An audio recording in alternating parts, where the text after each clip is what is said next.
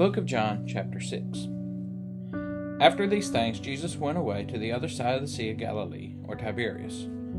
And a great multitude was following him, because they were seeing the signs which he was performing on those who were sick. And Jesus went up on the mountain, and there he sat with his disciples. Now the Passover, the feast of the Jews, was at hand. Jesus therefore, lifting up his eyes, and seeing that a great multitude was coming to him, said to Philip, "Where are we to buy bread that these may eat?" And this he was saying to test him, for he himself knew what he was intending to do. Philip answered him, 200 denarii worth of bread is not sufficient for them, for everyone to receive a little. One of his disciples, Andrew, Simon Peter's brother, said to him, "There is a lad here who has 5 barley loaves and 2 fish, but what are these for so many people?" And Jesus said, "Have the people sit down." Now there was much grass in the place, so the men sat down in number about 5,000. Jesus therefore took the loaves, and having given thanks, he distributed to those who were seated, likewise also of the fish as much as they wanted. And when they were filled, he said to his disciples, "Gather up the leftover fragments, that nothing may be lost." And so they gathered them up, and filled 12 baskets with fragments from the 5 barley loaves, which were left over by those who had eaten. When therefore the people saw the sign which he had performed, they said, "This is a true prophet, or this is of a truth the prophet who is to come into the world." Jesus therefore, perceiving that they were intending to come and take him by force to make him king, withdrew again to the mountainside by himself alone. Now when the evening came, his disciples went down to the sea, and after getting into a boat, they started to cross the sea to Capernaum. And it had already become dark, and Jesus had not yet come to them. And the sea began to be stirred up, because a strong wind was blowing. When therefore they had rowed about 3 or 4 miles, they beheld Jesus walking on the sea and drawing near to the boat, and they were frightened. But he said to them, "It is I, do not be afraid." They were willing therefore to receive him into the boat, and immediately the boat was at the land to which they were going. The next day the multitude that stood on the other side of the sea saw that there was no other small boat there except one, and that Jesus had not entered with his disciples into the boat, but that his disciples had gone away alone. There came other small boats from Tiberias near to the place where they ate the bread after the Lord had given thanks. When the multitude therefore saw that Jesus was not there, nor his disciples, they themselves got into the small boats and came to Capernaum, seeking Jesus. And when they found him on the other side of the sea, they said to him, "Rabbi, when did you get here?" Jesus answered them and said, "Truly, truly, I say to you, you seek me, not because you saw signs, but because you ate of the loaves and were filled. Do not work for the food which perishes, but for the food which endures to eternal life, which the Son of Man shall give to you.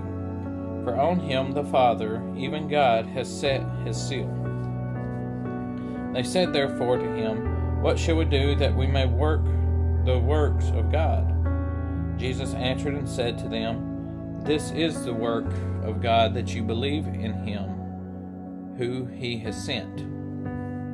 They said therefore to him, "What then do you do for a sign, that we may see and believe you? What work do you perform? Our fathers ate the manna in the wilderness, as it is written, He gave them bread out of heaven to eat."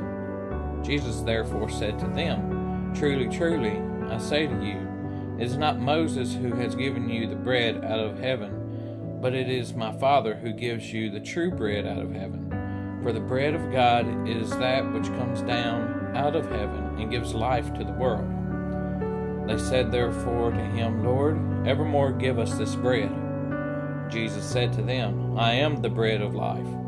He who comes to me shall not hunger, and he who believes in me shall never thirst.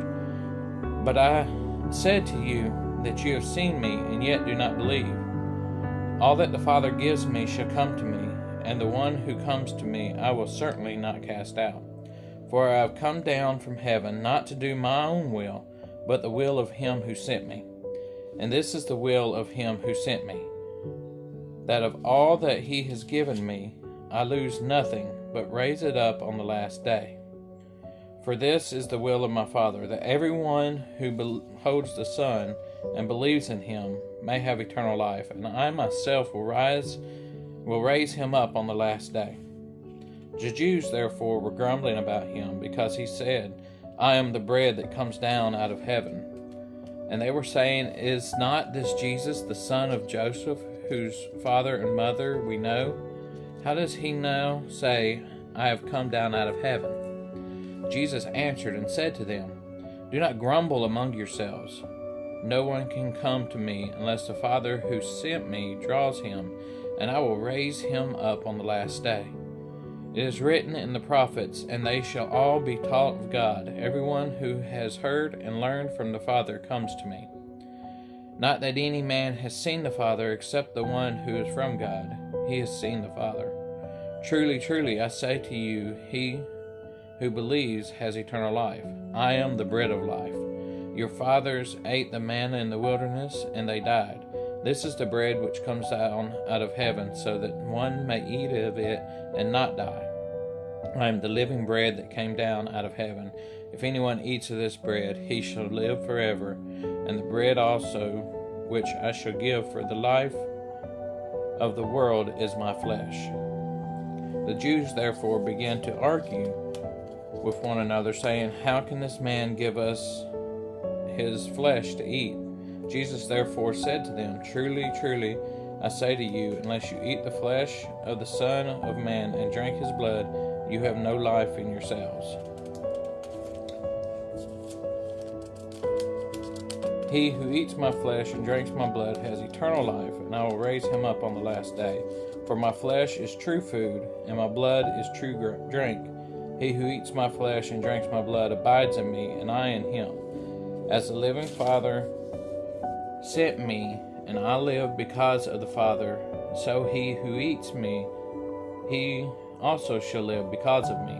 This is the bread which come down out of heaven, not as the fathers ate and died. He who eats this bread shall live forever.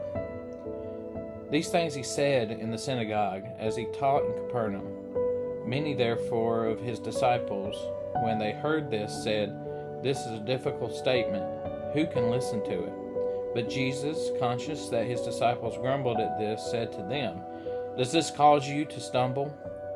What then if you should behold the Son of Man ascending where he was before? It is the Spirit who gives flesh, and flesh profits nothing. The words that I have spoken to you are spirit and are life. But there are some of you who do not believe. For Jesus knew from the beginning who they were and who did not believe, and who it was that would betray him. And he was saying, For this reason I have said to you that no one can come to me unless it has been granted him from the Father. As a result of this, many of his disciples withdrew and were not walking with him anymore. Jesus said therefore to the 12, You do not want to go away also, do you? Simon Peter answered him, Lord, to whom shall we go?